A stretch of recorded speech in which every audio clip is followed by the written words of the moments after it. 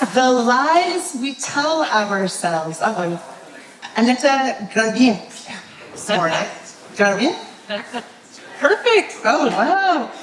She's an author, she's a psychologist, and a nutritional therapist from the UK, but been spending a little bit of time here a couple of days before. She was the one telling us, don't worry, you can come. The rain is not downtown, so thank you for that. Welcome. Yes. I'm Aneta Grabiec because I'm here. Speaking about the Venice and what people were for us and what they made for us, and I'm already feeling so much love and support in this room since the very morning. I would love you to raise a round of applause for my friends who decided to surprise me and come to see me. And they are parents of young children and have very busy lives. So it just means so much to me that I put my village here. Thank you so much. You guys have dreams. And I'm not saying it was a dream like I had a dream last night. I was watching Netflix and I really wanted some chocolate. But it was 10 p.m. and where I was staying here in Valencia, I just said, I'm going to give up on the dream because I can live without it. I'm talking about a dream. Do you have any dreams? She's nodding, so I'm going to go and ask. As I said, I really dream of being able to be full-time doing what I love, which is writing and touring and supporting individuals rebuilding their lives. Beautiful. And how painful and uncomfortable this dream is for you. So I'm talking about something that you feel like, I think I can live without it, but every time I'm deciding to settle for my comfort zone, the dream comes right in front of me and tells me, you've not done it. I'm still here, I'm eating you up from the inside, and you need to go for it. Do you have such dreams? She's nodding. I just really recognize that feeling because every time I try and put it down, it comes back if it's a dream. And if it's just a thing, it's gone. But when I think it. Thank you. So I forgot about the chocolate yesterday, but I had some sugar today, the cookies.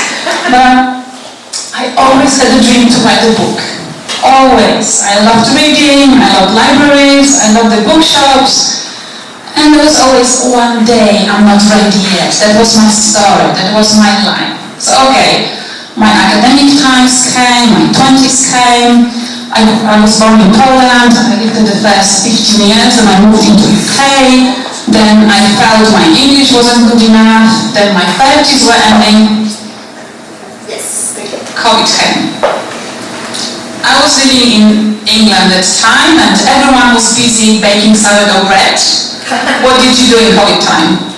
Baking bread? I was What were you doing at COVID time? I was in Dubai. I'm not talking about being in England. I'm talking, what did you do during COVID?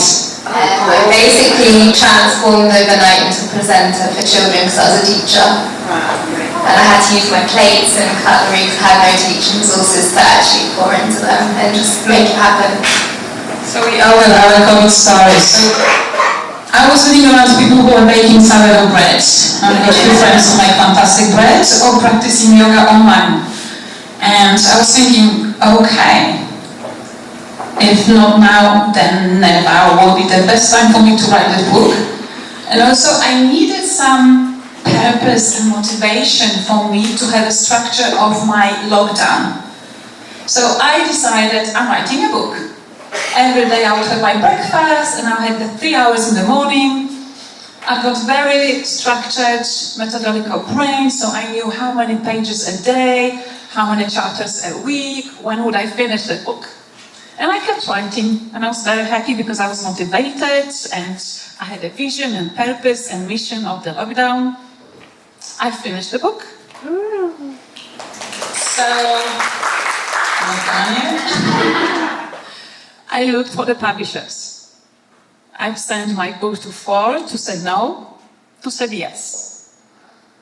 Out of the 2, I chose the one that resonated with me most. We decided we're going to meet. It was a very cold, gloomy, dark, wet Monday afternoon, November in London. I'm going to this meeting, going to his office, and he says, this book is interesting. And you know what interesting means in English.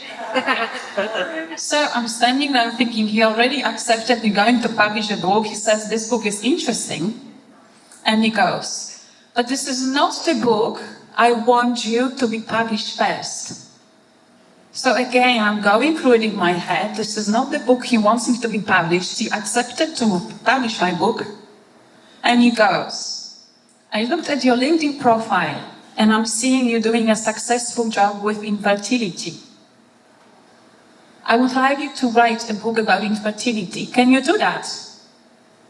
Okay, so I'm understanding what he's saying. And then he goes, can you write it by Friday? So, can you write it by Friday? And I'm just saying, before Christmas?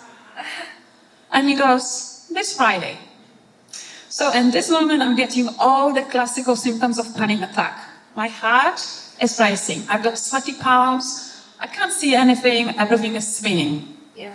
And all I'm saying is yes. So on that Monday afternoon, I committed myself to write a book in 3 days. I gave a permission to my dream. Okay, I'm going home. I always think the best solution to any stress and anxiety is food and sleep. That's what I did. I woke up next day, again, I'm having a structure, I'm writing how many pages a day, how many chapters a day, how can I make this happen by Friday? I said to everyone in my life that I'm not available for the next 3 days. I stopped to say word. I kept writing. Thursday afternoon comes, the book is done. I'm meeting you on Friday morning. I said yes to my dream. And of course, the book was written within 24 hours because I committed to myself. I had this clarity, this is what I want to do. But it took a bit longer than to go through editing and get it published and get the book cover and everything. But what's important here, I said yes to my dream. And that dream empowered me to say yes to my other dreams. You know, since always I loved white mountains, but I hated skiing. I'm sorry to any avid skiers here. I got very poor circulation and that plastic boots are just not comfortable and just carrying your skis and your clothes and your hair is just like... And my family skis. Everyone skis and they are excellent. But I always loved snowboarders. I had a thing for the snowboarding boys, and I also got everyone who's cute, and they just go and stand like this, and there's no effort. But I had a story. I'm not good enough for that. I'm too old. I'm not fit. I will fail. I will handle myself. I will get injuries. And every time I was in the mountains, this was repeating. I felt like I really want to try it, but no. And then May 30th came on my 40th birthday. And I said, holy crap, Aneta, you're the youngest and fittest you're ever going to be. Now or never. Next winter season, what I'm doing? I'm going to the mountains. I'm booking a snowboarding course. Yes, my instructor could have been my son. He was half my age. I was the oldest. I was falling a lot. I was bruising a lot. But guess what?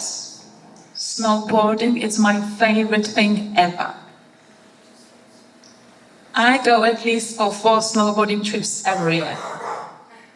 And I'm thinking right now of becoming a snowboarding instructor. Again, against the odds, against thinking, what would others say? Would they judge me? Will I get rejected? Would I fail? I just wanted to try it.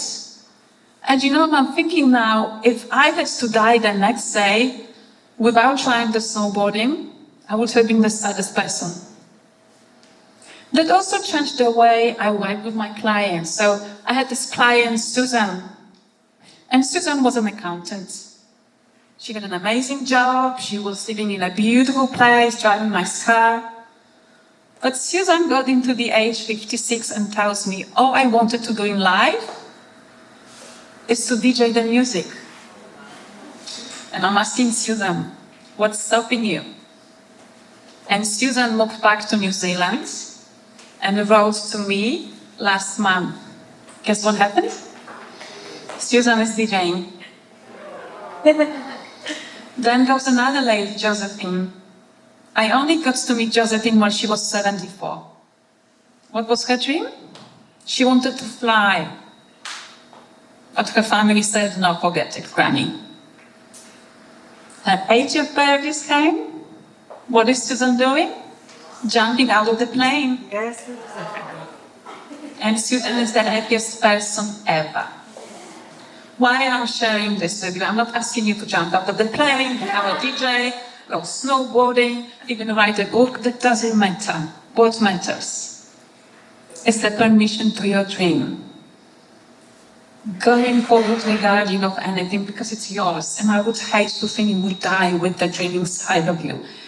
By the way, that book became awarded. That book takes me anywhere around the world. I'm going to go. And the story of this book, I was never meant to work in infertility. I'm a nutritional therapist psychologist. And I got this couple who came to me, they've tried about 17 rounds of IVFs. Infertility rates are very high these days. That's about 30% worldwide, which means every third couple, every third woman trying. And they've tried about 20 years, 17 rounds of IVFs. As you can imagine, that's a financially very expensive procedure. Physically, there's a lot of synthetic injections for a female, and it affects a couple. So when they came to me, he was heavily overweight due to emotional eating and also on the verge of alcoholism. And she just wasn't in a great place emotionally. And also when they came to me, I could see the relationship wasn't working. There was so much personal grief and resentment and shame and blame. And all they wanted from me was, I want to sleep better, I want to lose weight. Could you please help us with diet, maybe some natural supplements? And also, how to think of life as a family without children. Due to their religion, they couldn't think of adoption. So I worked with them for 6 months. We changed the diet, I encouraged them to go for walks together. I helped them with sleep, with the breathing, with some mindfulness techniques, with some vision for life. And I felt after 6 months I need to give them independence so they could just start living by themselves. But I always had this feeling when I work with my clients that after a week, 2 months, there's a name popping up in my head and I need to get in touch with them. And so I called him, he answered, fine, I'm losing weight, dating, as back onto relationship. And by the way, we're pregnant. And I'm like, holy crap, by the way, after 3 months, you're telling me. So in that moment, I learned that reproductive health is the extension of the overall well-being. So if you know anyone in your life who's struggling with infertility and they are being sent for IVF, please encourage them to check what's going on with the mind and the body. Because reproductive health is the extension of the overall well-being. So this is the story of this book. And by the way, this is the book when I wrote during COVID. That was the book number 1, How to Be Good Enough. And the book received a letter of recognition from the King of England.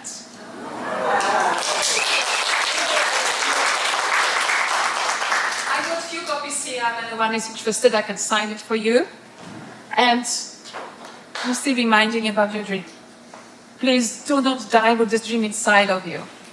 Please let it come out, because very likely that passion, that itching desire of doing, achieving something is going to help others. So I'm begging you, go for your dream.